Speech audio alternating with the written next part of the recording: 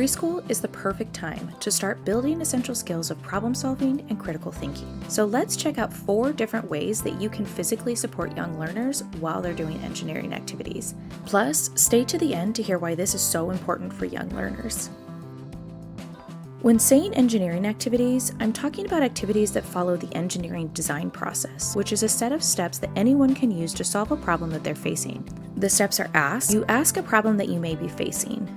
Imagine all of the ways that you could potentially solve it.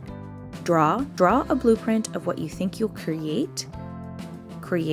Make your design using materials. Test your design to see if it solved your problem.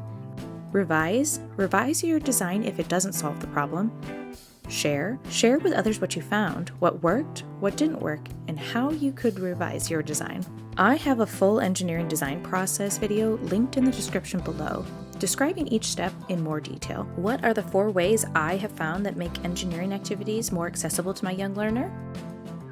Number 1, consider the developing fine motor skills that preschoolers are building and choose materials for them that are easy to grasp and combine, like clothespins and large popsicle sticks.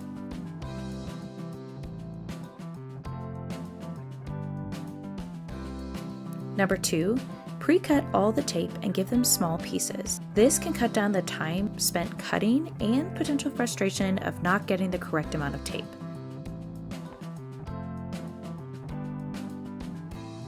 Number 3, consider adjusting any materials they are using, like cutting notches out of toilet paper rolls so they can combine them easily.